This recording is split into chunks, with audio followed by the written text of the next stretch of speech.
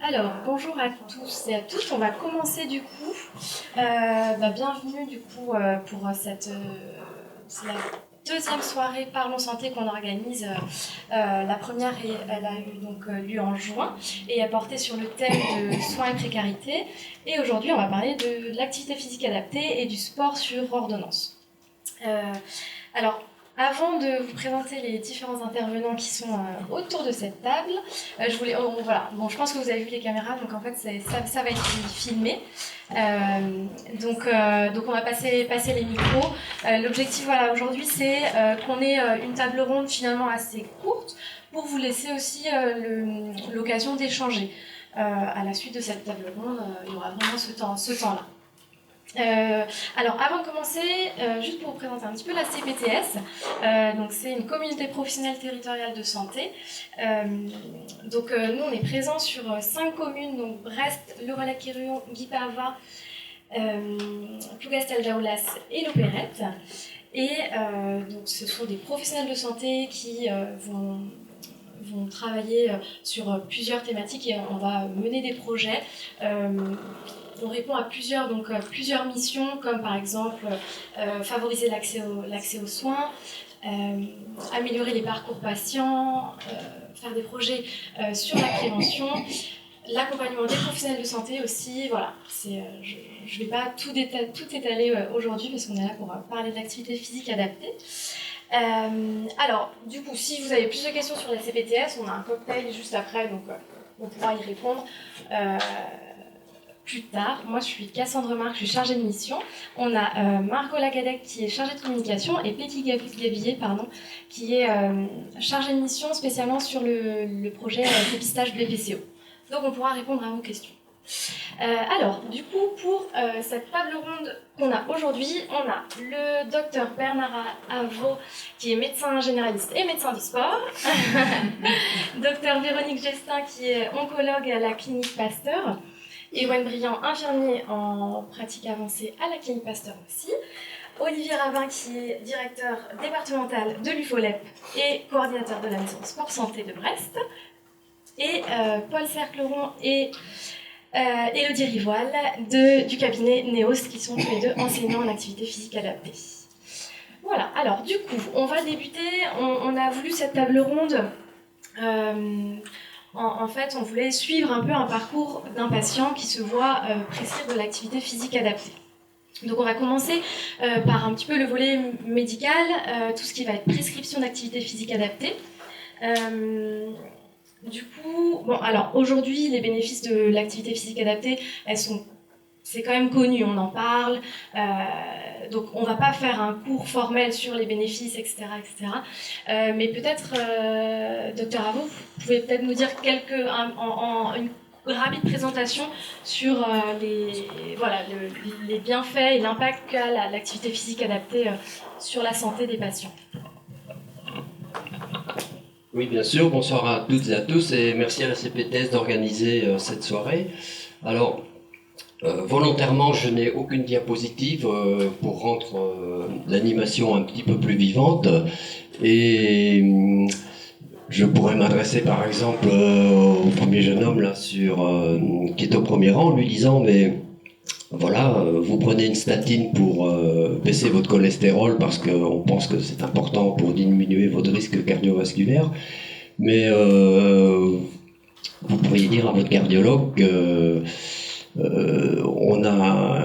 votre médecin vous a également proposé une activité qui consiste à monter le plus rapidement possible 5 étages par jour pour obtenir une réduction du risque cardiovasculaire de 15 à 25%. C'est exactement ce que fait la statine qui est à la 3e ligne de votre ordonnance. Donc voilà déjà une ligne supplémentaire qu'on pourrait éventuellement rajouter à l'ordonnance. La deuxième simulation, c'est celle-ci, elle est authentique. Je vois Monsieur Marcel en consultation il y a quelques jours, il a 50 ans. On lui a découvert une maladie de Parkinson il n'y a pas très longtemps, donc ça ne le ravit pas beaucoup évidemment. Et puis voilà, on l'a mis sous traitement qui est un bien grand mot, puisqu'il n'y a pas de traitement de la maladie de Parkinson, c'est juste une substitution de dopamine pour permettre de passer les années qui restent le mieux possible. Et comme je connais bien ce monsieur, on était amené à discuter, je lui dis mais il y en a qui prétendent qu'il existe quand même un traitement pour la maladie de Parkinson. Et ah bon, il dit oui, ce traitement, ben, c'est l'activité physique, quoi. Et cela a été brillamment démontré déjà par plusieurs équipes au Québec et au Canada, et maintenant en France aux hôpitaux civils de Lyon, par les neurologues et les rééducateurs, que soumettre un patient à un programme intensif de 5 semaines, dont l'essentiel du programme est constitué d'activité physique, pas que, mais essentiellement d'activité physique intensive, améliore les malades parkinsoniens de manière spectaculaire. Donc c'est pas moi qui le dis, hein, c'est de manière spectaculaire. Ce qu'il y a de plus fort, c'est ce que ça cache derrière. Et ils se sont aperçus que, en fait, cette activité physique intensive était une véritable fontaine de jouvence, pas au sens mythologique, mais au sens biologique. C'est-à-dire que cette pratique permettait un véritable rajeunissement des organes et du cerveau en particulier. Ils l'ont prouvé par des examens très sophistiqués de spectroscopie cérébrale, etc. Ils sont en train de remettre le couvert avec un nombre de patients plus important. Si les résultats sont corroborés, non seulement on ne soignera plus seulement la maladie de Parkinson par l'activité physique, mais également cela pourra faire l'objet de programmes anti-vieillissement dans les tranches d'âge de 50 à 60 ans, tellement les effets sont spectaculaires, encore une fois. Eh bien, ce monsieur, sur mes conseils, a téléphoné à Lyon pour essayer de se faire inclure dans le programme, parce qu'il n'existe rien de semblable à Brest, on peut s'en désoler. Mais voilà, c'est réservé aux habitants de la région de Lyon. La troisième illustration des bienfaits du sport, on pourrait le faire comme ceci. Alors là, on va dire, c'est Elisabeth que je vois en consultation. Lui, bravo, vous avez réussi à vous débarrasser de deux de vos addictions principales, le tabac et l'alcool, mais hélas, il y en a encore une troisième dont il faudrait vous débarrasser. Ah bon, docteur, oui. Eh bien, c'est le plaisir que vous avez à rester assise toute la journée. Voilà. Et c'est une véritable addiction. L'addiction à la chaise, selon les mots du professeur Carré, cardiologue à Rennes, est un véritable facteur de risque concernant la santé, associé à un autre facteur de risque qui est indépendant, qui est l'inactivité physique. Donc on aura l'occasion de développer ça. Mais inactivité physique et addiction à la chaise, plus de 7 heures par jour, eh bien, on prend vraiment un mauvais ticket concernant l'avenir de notre santé. Je crois que c'est une bonne introduction au sujet. Après, comment conseiller donc l'activité physique? Faut-il parler d'activité physique, sport, comment, dans quel cadre? Et éventuellement prescrire et que mettre sous nos prescriptions, c'est mes collègues qui vont s'en charger. Alors, je n'ai pas effleuré le sujet de l'oncologie, puisque ma voisine va le faire mieux que moi. Merci, docteur Rameau. Oui, du coup, là, vous avez parlé un petit peu des généralités avec aussi voilà, l'exemple de plusieurs pathologies. Mais c'est vrai qu'on parle aussi beaucoup d'activités physiques adaptées au final dans le domaine de la cancérologie. Donc peut-être, Véronique, docteur Gestin et Ewen, vous allez pouvoir peut-être nous éclairer un petit peu plus comment ça se concrètement dans votre pratique, comment vous êtes amené à en parler, à le prescrire. Alors, dans notre pratique en cancérologie, c'est une notion qui finalement est de plus en plus présente depuis, avec les années qui passent. Maintenant, on parle d'activité physique adaptée au quotidien avec nos patients, ce qui n'était pas le cas auparavant. L'activité physique, elle a sa place finalement dans tout le champ de la maladie cancéreuse, que ce soit en prévention primaire, où il y a des cancers qui peuvent être évitables. Ils peuvent être évitables avec l'absence de tabagisme, avec une alimentation équilibrée, et l'activité physique adaptée et régulière fait aussi diminuer de manière importante le risque de cancer. Donc c'est un très bon outil de prévention du cancer. On en parle avec nos patients une fois que le cancer est là pendant les traitements. Pendant les traitements, l'impact est reconnu pour diminuer la fatigue, pour diminuer la toxicité des traitements, pour améliorer la qualité de vie des patients ça améliore également le pronostic des patients qui font de l'activité physique adaptée, y compris pendant leur traitement. Et puis en après-cancer, on en parle également beaucoup et on essaie de stimuler nos patients à se remettre ou à continuer une activité physique parce que ça diminue le risque de rechute de manière significative. Et finalement, avec l'activité physique, on se retrouve à avoir des résultats qui sont parfois meilleurs qu'avec certains traitements anticancéreux. En résumé, c'est ça, sur l'impact que ça peut avoir. Et en pratique, je vais passer la parole à Ewen. Merci. Alors, pour le côté pratique, moi en tant qu'infirmier en pratique avancée, un nouveau métier, on a la chance d'avoir le temps avec les patients, de les voir après que les oncologues les aient vus. Comme le disait Véronique, ça peut être à différents moments de leur parcours de soins, en cours des traitements, à la fin des traitements. On peut avoir parfois des difficultés avec la fatigue que peut apporter les traitements, malgré le bénéfice que l'activité physique peut leur apporter. C'est parfois difficile de les motiver. C'est notre travail, on essaye au quotidien de le faire et d'adresser vers différentes structures. On a la chance, moi je trouve quand même sur Brest, d'avoir un panel assez complet pour adresser sur l'activité physique, que ce soit dans des structures hospitalières où les gens sont vraiment sur des parcours renforcés, sur des structures avec des animateurs d'activité physique adaptés qui ont créé leur structure et qui développent ça, ou avec l'UFOLEP qui fait les bilans et puis qui adresse après, et un suivi et un retour qui est intéressant pour les médecins adresseurs et pour nous dans les services. Voilà un petit peu le quotidien qu'on a. Les principales difficultés restent quand même malheureusement la motivation parfois de certains patients, notamment en cours de traitement.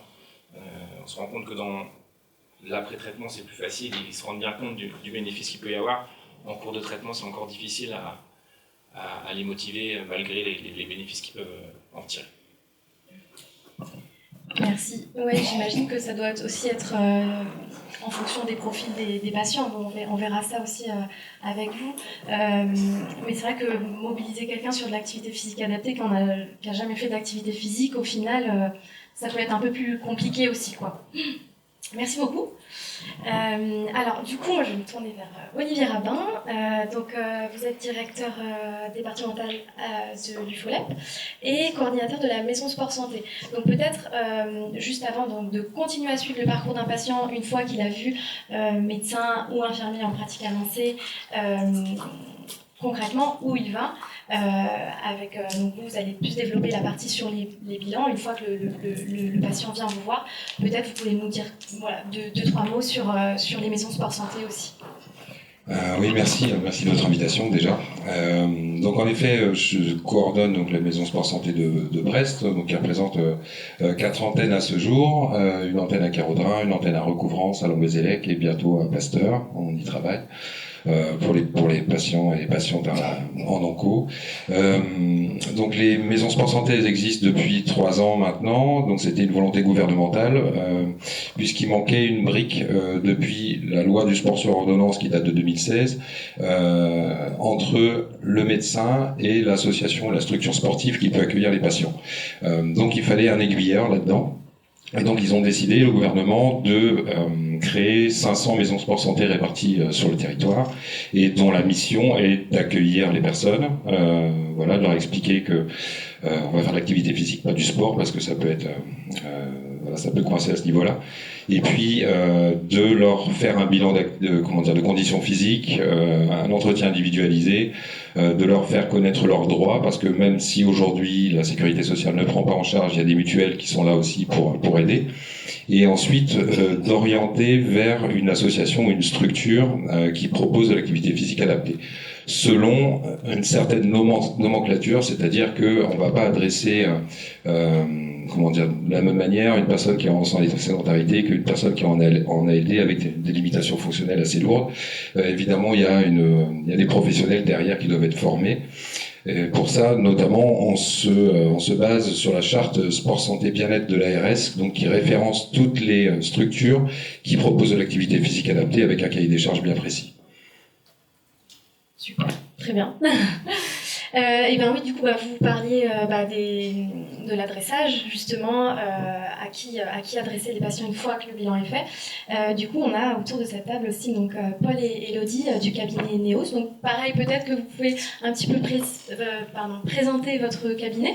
Et puis après, voilà, une fois que le bilan est fait, peut-être présenter des programmes que vous proposez aux patients par la suite. Ouais. Complètement.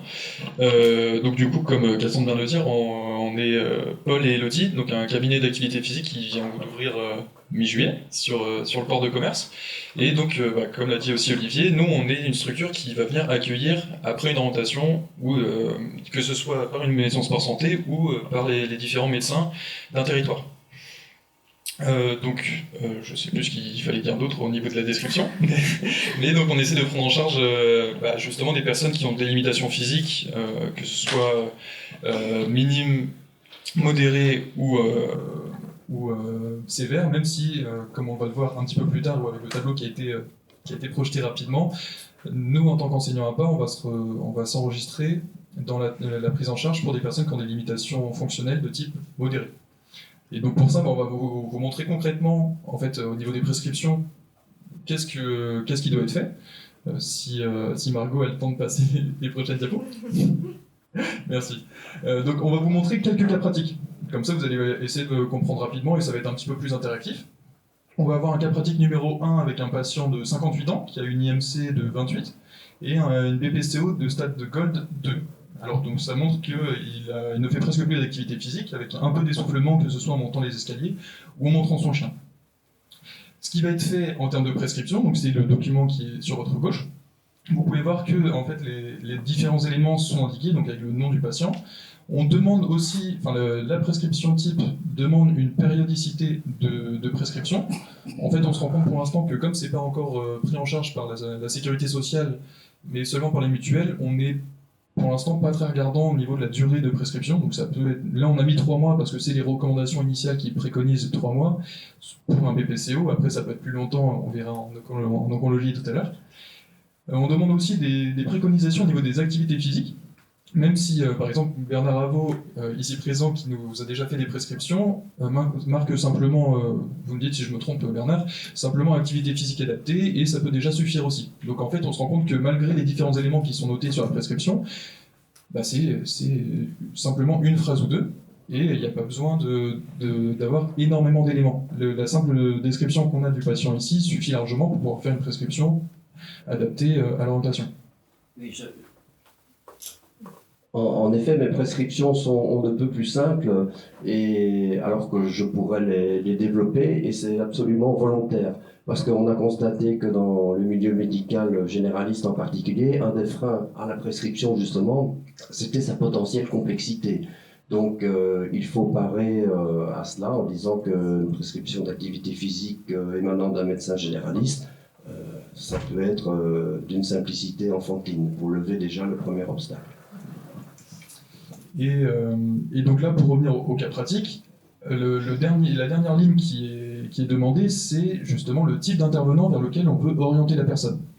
Là, pour ce cas pratique-ci, comme c'est une personne qui a un BPCO de stade Gold 2, ce qui correspond du coup à une obstruction de type modéré, et si on reprend le tableau, du coup, on le montrera peut-être tout à l'heure, Margot, ou si tu le montres maintenant, ça le fera aussi.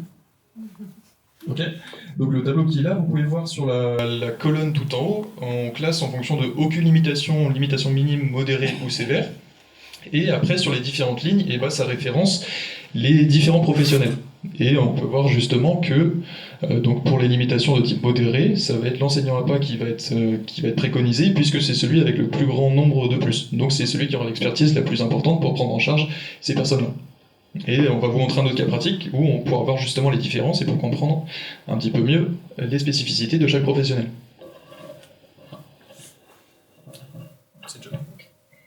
Du coup, le cas pratique numéro 2, donc là on est en oncologie, et du coup on est sur un patient 45 ans, IMC 24, cancer du sein, et du coup on est en rémission depuis 2 ans, et on n'a pas de perte de mobilité, enfin une mobilité qui a été récupérée en tout cas, et une perte de force musculaire par contre, due au cancer.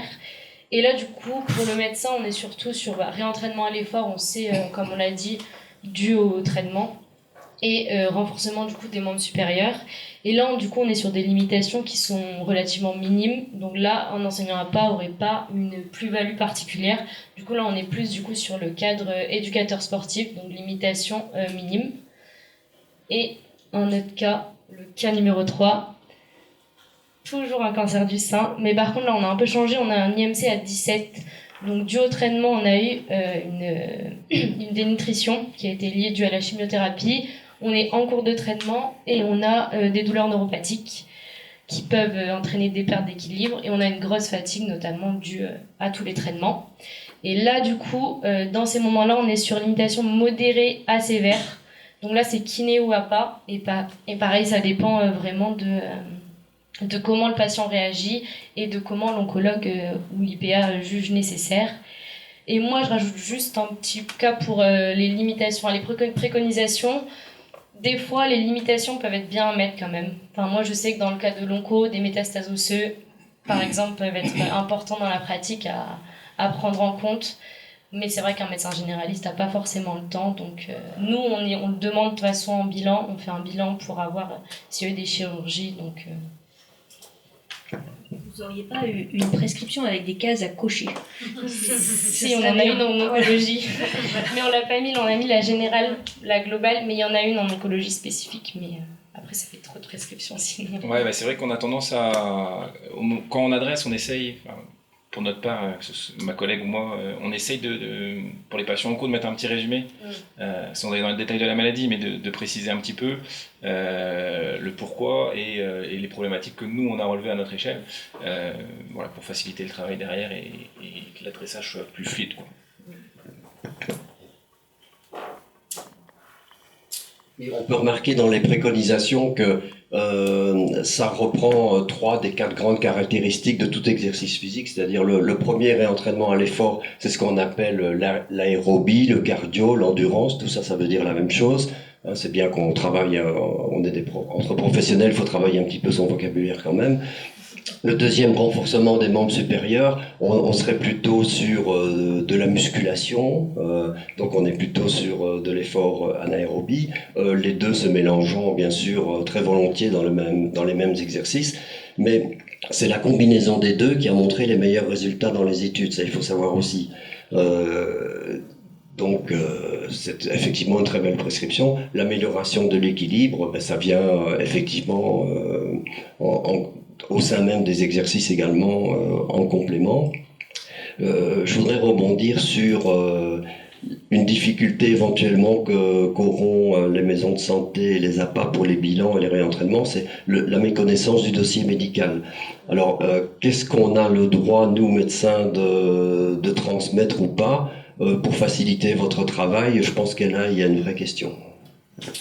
Je laisserai Olivier répondre de son côté, mais en tout cas d'une autre, ça va être dépendant de ce que le patient veut bien nous montrer ou non. Donc après, du coup, ça va dépendre, mais certains patients vont venir avec tout leur dossier médical, donc la pile de 40 dossiers différents, de tout l'historique depuis 15 ans.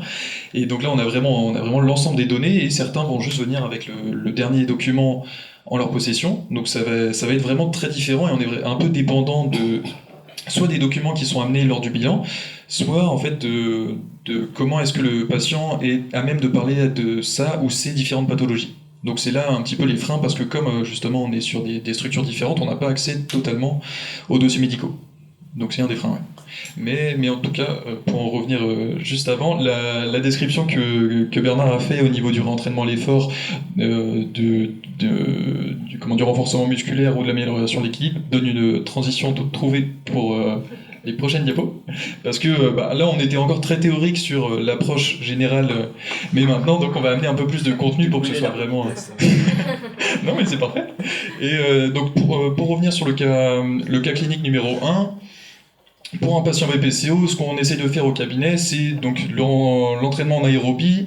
Bien qu'il n'y ait pas encore sur les différentes études de fréquence ou d'intensité données, les différents organismes, donc que ce soit la Société française de pneumologie ou le rapport Gold, estiment qu'il faut, parce que là du coup, comme l'a dit Bernard, en tant que professionnel, on va rentrer un petit peu dans les termes, il faut dépasser, on va dire, 60 à 65% de la FT max pour avoir des effets qui sont suffisamment significatifs.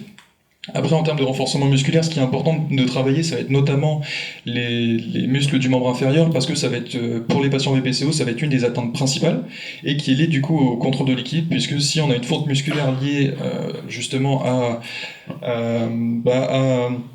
au membre inférieur, et ça va entraîner un déséquilibre qui justement peut être particulièrement néfaste pour ce type de population qui va avoir finalement très très peu de sollicitations en activité physique extérieure, puisque ce sont des personnes qui ne bougent très peu, puisque ce sont des personnes qui ont énormément de problèmes de respiration, et donc pour se mouvoir, c'est toujours très compliqué. Et du coup, le deuxième patient, donc un patient avec un cancer. Donc là, on est toujours aussi dans l'entraînement aérobie.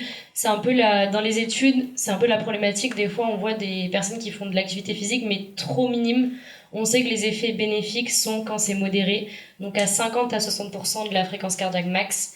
Donc il faut aller monter un petit peu la fréquence cardiaque pour avoir des vrais effets au niveau physiologique en fait, pour que le corps se mette vraiment en marche et sécrète tout ce qu'il y a besoin pour permettre d'éviter les récidives. Donc nous on fonctionne avec des montres avec fréquence cardiaque pour permettre d'atteindre ces objectifs qui sont vraiment essentiels.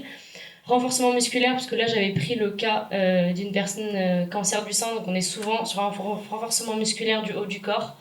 Souvent les membres ont été atteints, on peut également faire de la mobilité. Souvent c'est des personnes qui ont tendance à plus forcément beaucoup lever le bras ou très peu, donc dans la vie quotidienne ça peut vraiment être problématique. Et là non, j'avais pas mis de lymphodème. Il faut faire attention, il y a quelques prescriptions à prendre en compte pour éviter des lymphodèmes qui est une conséquence au cancer du sein. Donc tout ça, on fait attention pendant les séances, on évite tout ce qui est tirage. Et c'est là aussi l'objectif d'avoir un accompagnement pour ces personnes, pour qu'elles sachent toutes les petites limites, mais aussi tout ce qu'elles peuvent faire, qui sont souvent méconnues. Merci beaucoup. Oui, au final, ça permet de les rassurer aussi, parce que certaines personnes, tu disais là un cancer du sein, il y a des femmes qui vont aussi se dire j'ai été opérée du côté gauche, je peux rien faire du côté gauche, alors qu'au finalement la mobilité c'est préconisé quoi.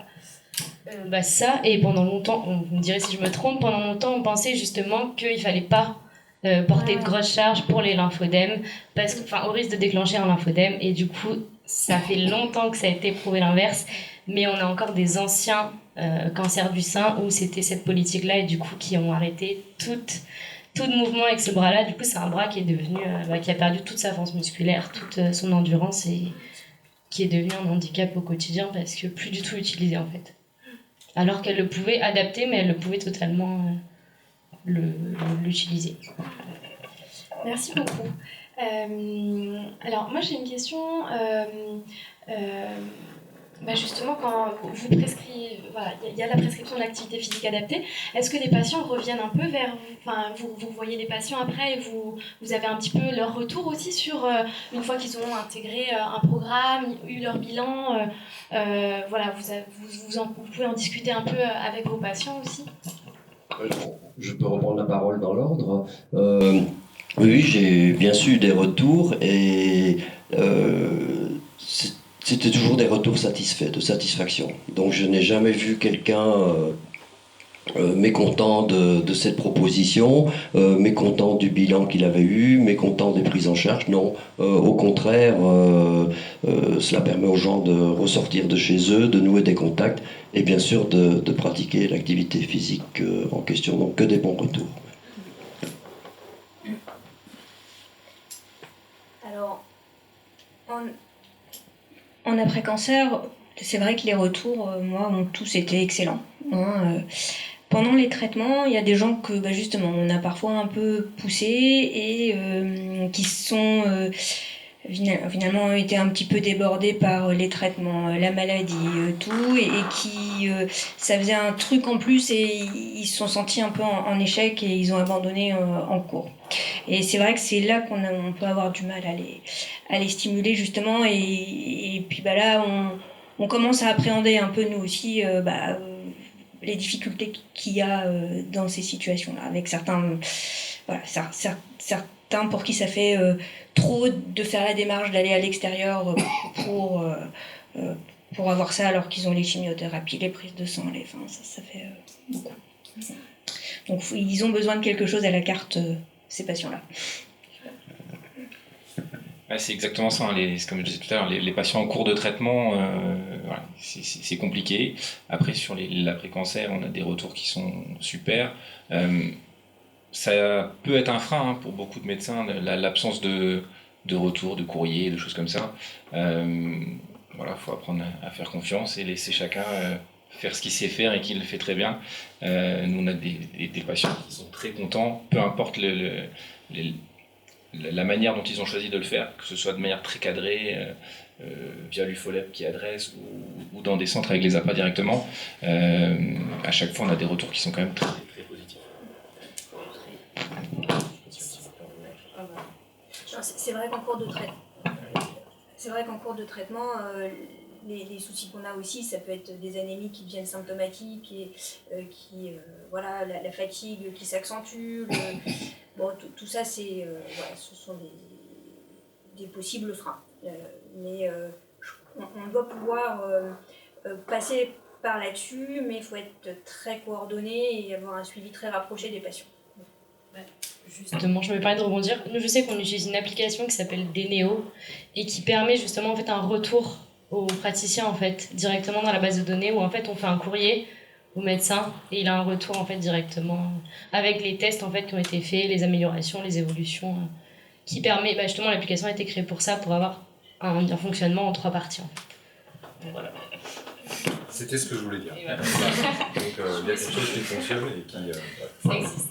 Il y a quelque chose qui fonctionne aujourd'hui, qui est développé de manière assez brillante par Maud Rouillard et son équipe, et qui permet d'une part aux médecins une aide à la prescription d'activité, parce que c'est pas si évident que ça. Donc ils ont des logiciels ou des solutions facilitantes, et puis derrière, c'est un logiciel qui est CNIL, RGPD, donc qui permet aussi d'avoir une transmission de données du médecin à la maison sport santé, de la maison sport santé à l'éducateur qui va prendre en charge, de l'éducatrice, qui est assez précieuse, en toute discrétion et qui permet d'avoir ce flux d'informations entre et de maintien en fait de contact entre le patient, l'éducateur sportif et puis le médecin traitant ou le spécialiste.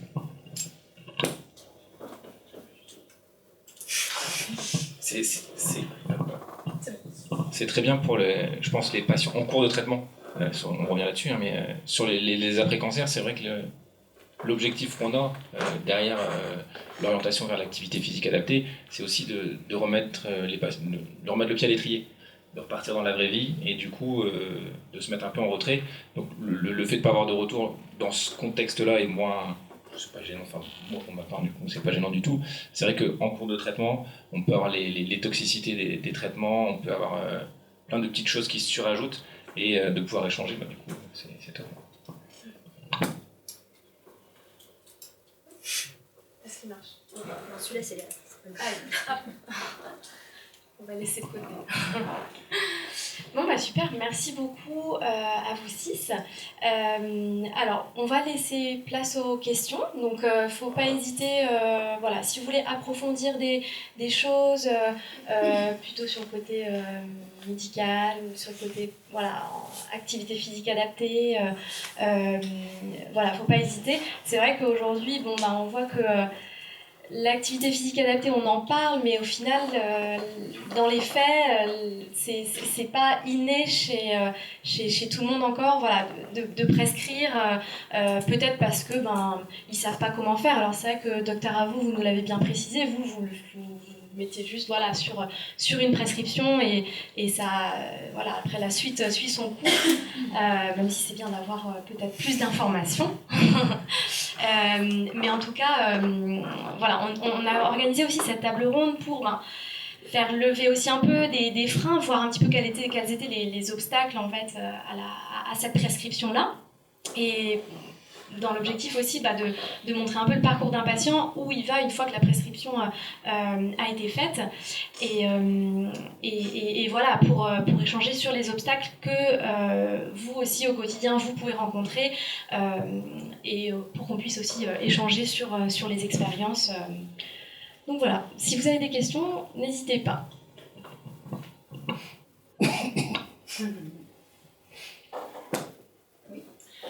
Bonjour, moi je suis pédiatre, donc des cancers, j'en ai pas beaucoup, des Parkinson encore moins, et des BPCO pas du tout. En revanche, j'ai des gros consommateurs d'écran, des enfants qui sont en surpoids, voire obèses, et traditionnellement ça survient dans un milieu défavorisé.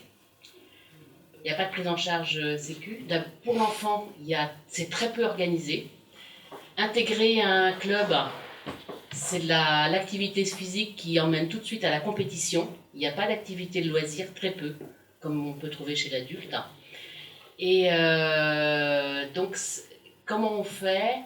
Est-ce qu'il y a quelque chose ou est-ce que l'enfant va arriver après dans toute cette prise en charge de l'État? Les mutuelles, j'entends bien que la seule prise en charge c'est les mutuelles, mais malheureusement, 80% de ces familles-là sont sans ressources. Et voilà. Ouais. Et puis le deuxième point que je voulais faire, c'est sur les mutuelles, justement. En juin, j'ai reçu un mail de ma mutuelle en disant maintenant, vous avez droit à 120 € sur votre abonnement, avec une liste. Il y avait la marche, il y avait... je sais plus quoi. Il y avait les cours de chant, il y avait la chorale. Et moi, j'ai répondu en disant c'est super intéressant, mais je fais de l'aviron. Ils me répondent non, l'aviron, c'est pas dans la liste. Et pourtant, quand je fais de l'aviron, j'ai l'impression de faire autant de sport que si je prenais un cours de chant. Bien sûr. Et donc, j'ai toujours pas de prise en charge pour les enfants de Et puis, comme vous le soulevez aussi, c'est vrai que dans les clubs de sport, toutes les familles ne peuvent pas non plus y inscrire leurs enfants. Il y a le prix de l'adhésion, ouais. Et puis c'est tout de suite en enfant, c'est tout de suite de la condition. Bien sûr, ouais. Le but, c'est ça. Il y a très peu de clubs qui font du loisir. Ouais. Qui veut répondre? Moi, mais pas seulement, sans doute. Le constat que vous faites est absolument exact et le professeur François Carré, cardiologue du sport à Rennes, promet un avenir absolument très sombre aux enfants de cette formidable époque moderne, à savoir qu'on est en train de fabriquer des bataillons de malades du fait de leur sédentarité. Une fois passé le constat, il faut reconnaître que, comme vous l'avez signalé, il n'existe pas grand-chose, que l'État ou les structures, les tutelles, soi-disant, promeuvent tout ce qui se passe autour de l'activité physique. Je pense que c'est essentiellement du bidon, qu'en réalité, il n'y a pas grand-chose qui est proposé, comparé au discours en tout cas, et c'est un vrai problème dans ce pays. Oui, si je peux me permettre de réagir, c'est très intéressant, c'est une vraie réalité, c'est une vraie problématique de société aujourd'hui. Alors, premièrement, en effet, ce sont des personnes qui sont en vulnérabilité sociale, qui vont avoir plus de chance ou de risque, on va dire, oui, pardon, de développer ce type de pathologie, et notamment autour de la sédentarité. Nous, on développe en partenariat avec l'ARS un projet qui s'appelle ICAPS, qui va démarrer bientôt sur le quartier de Lambézélec, qui est un quartier politique de la ville. Et on va suivre des enfants de CE1 pendant 3 ans en leur proposant de l'activité scolaire et périscolaire, d'activité physique scolaire, périscolaire en plus, à raison de 1 à 2 heures par semaine. On va les bilanter, ces enfants-là, donc on va les suivre sur 3 ans, on va voir l'évolution de ça, et on va aller voir les parents aussi, parce que l'idée c'est de mettre tout l'environnement de l'enfant autour de la table, et notamment au sujet des écrans. Bien à la table, oui. Avec une diététicienne. Voilà, exactement, avec une diététicienne, et c'est prévu, pour limiter... sensibiliser au risque des écrans, de la sédentarité, etc., etc. On arrive sur une année olympique. Je pense qu'elle doit être porteuse de sens d'un point de vue de la nation. Voilà, il y a des choses qui sont très justes. Quelqu'un qu'on connaît tous, je pense, qui s'appelle Sophie Chat, a publié une tribune très récemment, en fait, dénonçant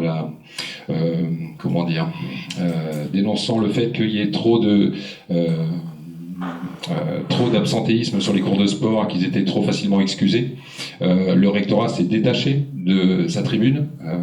Moi, c'est quelque chose qui m'a profondément choqué, parce qu'on est aujourd'hui dans un vrai problème de société. Diagana, il en avait parlé aussi pendant les mondiaux d'athlétisme. Voilà, il y a un problème de santé publique avant le problème de performance de la nation sur les rencontres olympiques. Pour en revenir à l'accessibilité au sport, on a une aide quand même qui existe depuis 3 ans maintenant, qui s'appelle le Passeport, qui est déployée par le ministère des Sports pour les publics qui sont allocataires de l'aide à la rentrée scolaire. Donc c'est 50 €. C'est 50 € par enfant. Donc à partir du moment où on est allocataire là, de l'aide à la rentrée scolaire, on perçoit automatiquement, on reçoit un courrier qui nous permet d'aller voir une association sportive. Compétition, il n'y a pas que de la compétition. Moi, je dirige une fédération sportive, au moins sur le département, qui promeut le sport autrement. Le sport autrement, c'est le sport d'abord comme un vecteur éducatif, un vecteur de lien social, un vecteur de plaisir et de loisir, où chacun a sa place, quelles que soient ses performances ou ses prédispositions physiques. Donc des clubs, il en existe.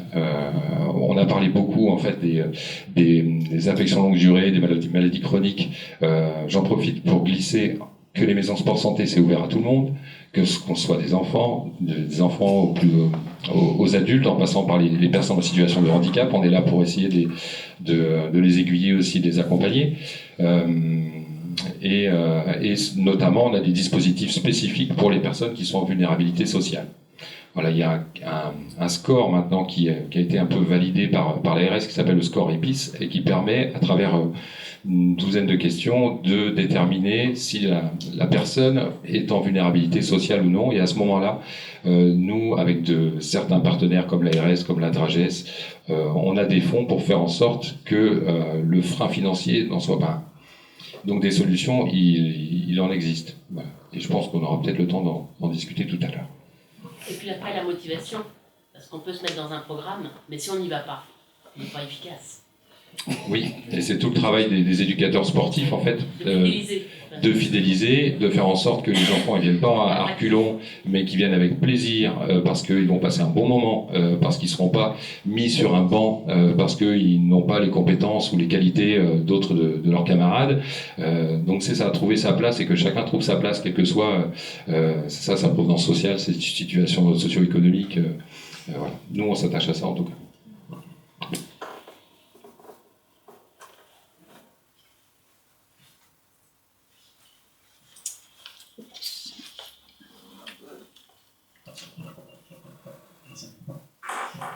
Oui, bonsoir, c'est François, je suis président de l'association Respire et Bouge à Brest. Nous sommes des transfuges de l'unité ambulatoire de réhabilitation respiratoire, l'équipe de pays. On a démarré en 2017 avec eux qui nous poussaient derrière. On a démarré à 6. Nous sommes 50 aujourd'hui. Et là, on vient de démarrer à Morlaix, sous l'impulsion de l'hôpital de Morlaix, une équipe où on est déjà 12 inscrits. Les questions qu'on se pose à chaque fois en tant qu'association, c'est le volet financier, parce qu'il faut payer l'éducateur à part, le professeur à part, on a d'autres frais, des assurances, en partie cela. Alors, 2 questions que je voulais poser. Est-ce que ça avance au niveau de l'ARS, par exemple, d'une part? Est-ce qu'il y a quelque chose de vu là-dessus? C'est la première question. La deuxième question, est-ce que vous, professeur à part, vous n'avez pas un manque de reconnaissance médicale au niveau de l'ARS, au niveau des caisses d'assurance maladie, pour faire reconnaître votre métier au même titre qu'un infirmier indépendant, au même titre qu'un kiné, par exemple? Voilà.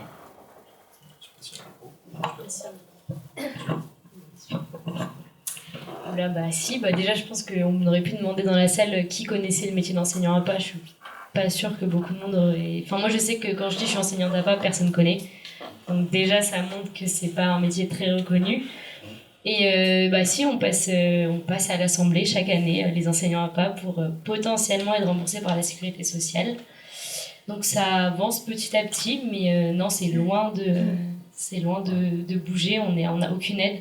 Là, nous, je sais qu'on a monté notre cabinet sans aide, juste en allant voir les médecins, en leur montrant notre formation, nos 5 ans d'études, qui sont pas rien quand même. Faut les faire, on a les compétences pour, mais on n'est pas connu, on n'est pas reconnu. Et à partir du moment où vous serez reconnu par les instances, justement, je pense qu'au niveau des mutuelles, ça répondrait beaucoup mieux. Pour les inscriptions, et au niveau des caisses régionales d'assurance maladie. Il y a plein de mutuelles qui ont dit à nos patients que tant que la Sécurité sociale ne faisait rien, ils ne feraient rien. Voilà. Ils attendent. C'est la réponse que je l'ai, ma mutuelle. Ouais, vous n'êtes pas le seul, malheureusement. Donc non, il y a quelques mutuelles, on en parle un peu plus là avec les Jeux olympiques. On passe en décret pour cancer et diabète, si je ne dis pas de bêtises. On attend les réponses, on est passé souvent en débat. On n'a souvent pas eu gain de cause, donc là on en parle un peu plus avec l'année olympique, peut-être que ça va faire bouger les choses, on espère.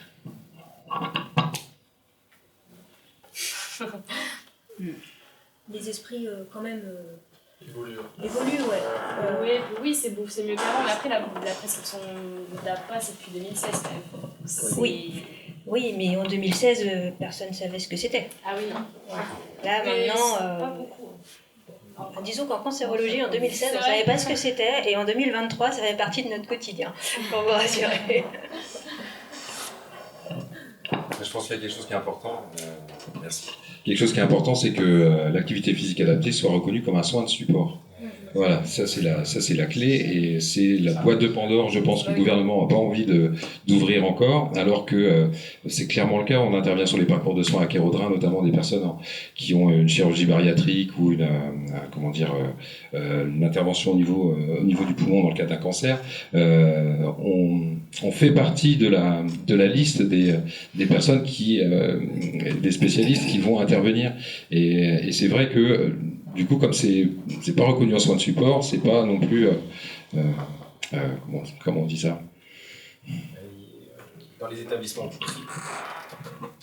Aujourd'hui, le frein qu'on a, moi je parle pour mon cas, dans les établissements privés, c'est que, étant pas reconnu par la Sécu, il n'y a pas de facturation possible, et du coup il n'y a pas de financement possible en amont. Donc c'est compliqué pour les établissements d'aller investir, même s'ils en ont pleinement conscience. Voilà, ça passe par de l'associatif, ça passe par des projets qui sont montés, ce qu'on essaie de faire, ce qu'on essaie de développer. On est convaincu de la plus-value. Voilà, il reste les freins financiers qu'on a du mal à lever, et c'est sûr que le jour où ça sera reconnu et sera remboursé, ça va faire bien, quoi.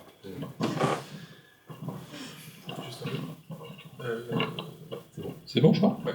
Juste pour continuer là-dessus, on parlait des mutuelles qui remboursent de manière plus ou moins anecdotique selon la mutuelle, mais ce qu'on essaye aussi de faire au cabinet, c'est que même si une personne qui vient nous voir a une réponse négative de la part de sa mutuelle, c'est quand même important, malgré tout, de demander à sa mutuelle, parce que plus les gens vont demander, plus ça va faire bouger les lignes. Donc c'est important, malgré tout, qu'il y ait de plus en plus de demandes.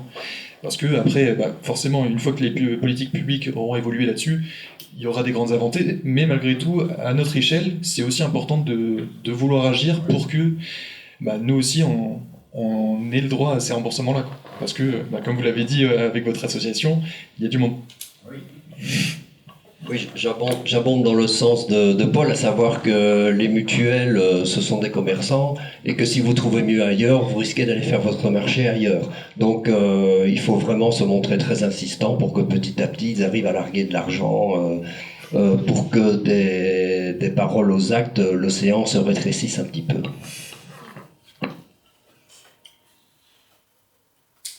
Oui, c'est vrai qu'on aura beau faire toutes les soirées Parlons Santé possibles et inimaginables. Si après les actions ne suivent pas un peu plus haut, c'est vrai que ça peut être compliqué en tout cas d'accéder pour certaines personnes à l'activité physique adaptée après. Alors, oui, le micro, il y a une question. Je pensais que tu m'appelais là.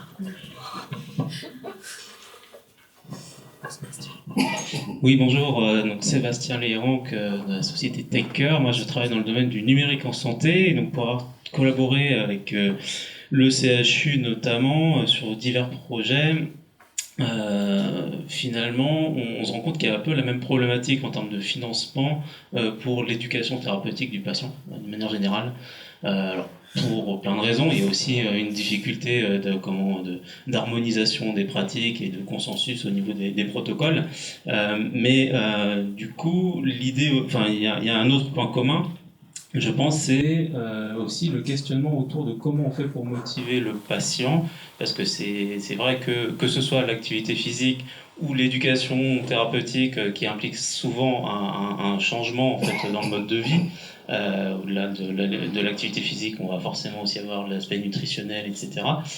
Comment on fait pour convaincre le patient de se motiver alors qu'il peut avoir l'habitude de prendre un médicament où c'est beaucoup plus simple, voilà. Donc l'impact n'est pas forcément le même, et du coup, quelles sont les bonnes pratiques et comment on fait pour bien motiver un patient, et du coup, peut-être que si on voit que ça fonctionne mieux, peut-être que justement la sécurité sociale se dira c'est pas de l'argent jeté en vain, il y a une efficacité, même si les études ont montré que 1 euro dans la prévention c'est 2 euros d'économie pour le système de soins. Voilà.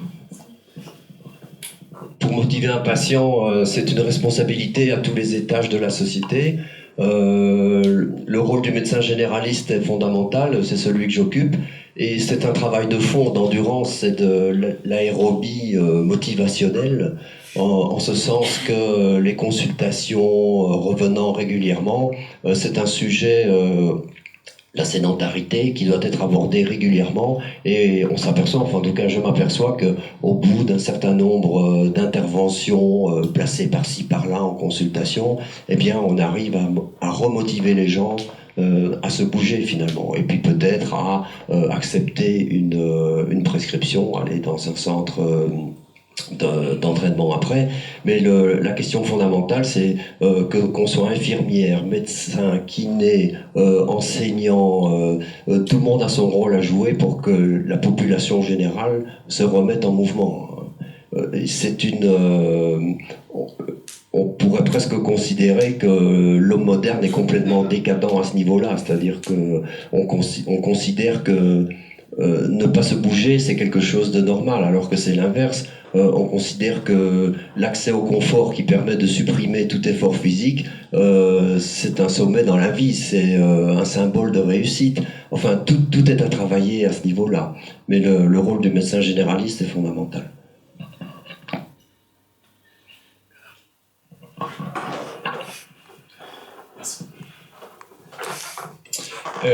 Donc, du point de vue de médecin, je laisse ce qu'a dit Bernard, mais d'un point de vue pratique, ce qu'on essaie de faire, surtout, c'est d'insister sur un truc tout bête, c'est le plaisir.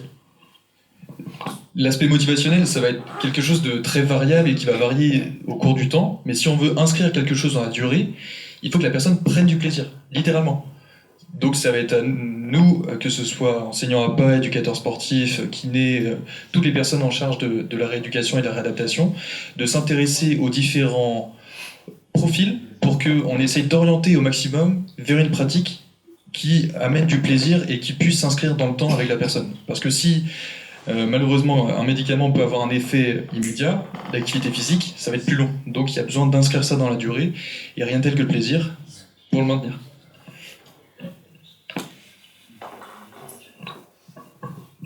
Alors Alors, moi, je me suis ressorti, donc je suis enseignant en activité physique adaptée.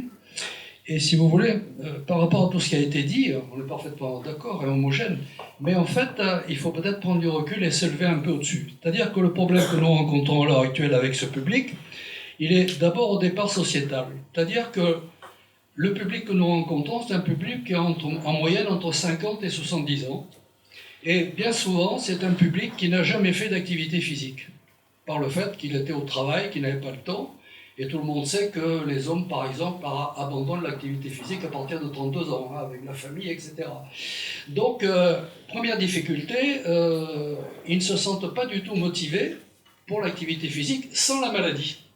Et à partir du moment où, à partir de 60 ans, ils rentrent dans la maladie chronique, c'est très difficile de leur expliquer que l'activité physique va leur permettre de diminuer les traitements et d'améliorer leur niveau de vie.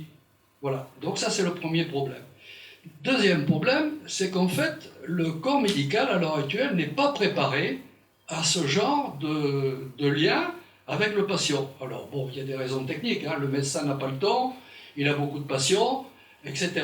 Et en fait, il faudrait, ça commence hein, dans les facultés, il faudra attendre 7 ans maintenant pour avoir des résultats, à commencer à mettre en place dans les facultés de médecine, d'abord l'approche motivationnelle.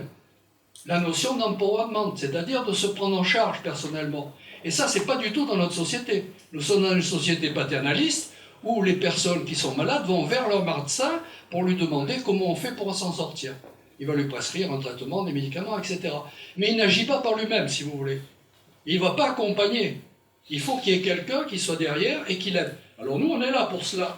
Mais en fait, dans la réalité, le public que nous recevons, il ne nous est pas envoyé par les médecins. Moi, j'ai à l'heure actuelle 30 malades chroniques.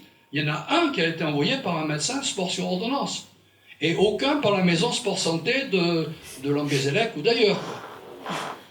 Voilà, donc vous voyez, c'est un problème à plusieurs étages, sociétal, relationnel et aussi de la formation des médecins. Après, moi, pour répondre et pour contrebalancer un petit peu, nous, pour l'instant, sur la trentaine de patients, on est au démarrage, hein, on est majoritairement sur de la prescription médicale. Pour l'instant, on a réussi à avoir de la prescription médicale et justement, le bouche-oreille a moins fonctionné presque que les prescriptions. Après, nous, je sais que c'était vraiment notre objectif, travailler vraiment main dans la main avec les médecins et sous prescription. Du coup, c'est vrai que c'est un long temps de démarchage. On a fait ça pendant 1 an, d'aller voir tous les médecins, leur montrer les bénéfices, comment ils pouvaient prescrire, pourquoi c'était. Donc c'est vrai que c'est un temps qu'on a pris, mais pour l'instant, nous, tous les médecins ne prescrivent pas, mais on a des médecins qui prescrivent quand même sur le territoire brestois. Un dernier point, quand même, je voudrais vous dire, j'ai pas eu le temps de terminer. En fait, quand on parle des APA, je peux vous citer le problème des APA sur Finistère, où ça marche très bien à Quimper, ça marche très bien à Morlaix, et à Brest, je vais vous dire, on patine. Après, vous prenez comme vous voulez ce que je dis, hein. Mais l'hôpital de la Cavale Blanche, il n'y a pas moyen de travailler avec eux. Si. Ben oui, je suis navré, hein, mais c'est la réalité. Je pense que voilà, les avis vont diverger. On n'est pas totalement d'accord.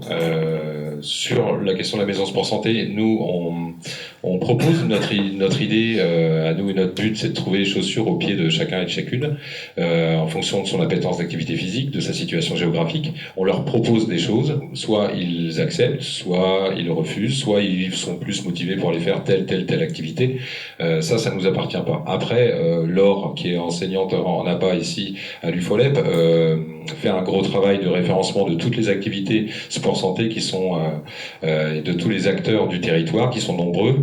Je pense que Charlène aussi de la ville de Brest qui travaille avec nous là-dessus peut en témoigner. Et donc on a une offre aujourd'hui qui est existante, qui est variée, qui est multiple, tant sur les montages, sur les structures associatives, non associatives. Je pense qu'il y a matière à. Après, on va pas faire les choses à la place du patient. Et ensuite, sur le côté volontariste des médecins et des professionnels de santé, de plus en plus, ils sont aujourd'hui, comment dire, convaincus, donc convaincants sur l'activité physique adaptée, et ils commencent à la prescrire. Et on n'est pas obligé d'attendre 7 ans parce qu'il y a des modules de formation sur l'APA existent déjà depuis quelques années et portent leurs fruits. Donc, et nous, notre travail de Maison Sport Santé aussi, et c'est ce qu'on mène sur la Maison Sport Santé itinérante aussi qu'on va développer sur le bassin de Landerneau d'Aoulas, c'est d'aller voir les professionnels de santé, les professionnels de l'action sociale, les professionnels du sport et les bénévoles, et de faire en sorte que tout ce petit monde se parle, se connaisse, se fasse confiance et travaille ensemble. Au final, tout le monde, tous les acteurs ont leur place dans ce parcours-là. C'est ce qu'on peut retenir aussi. Chacun a moyen de sensibiliser un patient, ou même pas qu'il soit même pas patient au final sur l'activité physique adaptée. C'est pour ça aussi qu'on était là ce soir. Donc j'espère que cette table ronde, en tout cas, vous aura permis, voilà, alors peut-être d'en savoir plus, peut-être pas, mais au moins d'avoir pu échanger. On va clôturer la table ronde, mais il y a ce temps de cocktail juste après. Donc si vous avez d'autres questions un peu plus personnelles ou sur certains sujets en particulier, vous n'hésitez pas, voilà. Et à la fin, pensez à remettre vos badges, et on vous a distribué un petit questionnaire. C'est pour recueillir vos avis, ce que vous en avez pensé de ce soir, pour qu'on s'améliore et on fasse encore mieux. Voilà. Bonne soirée et merci à vous.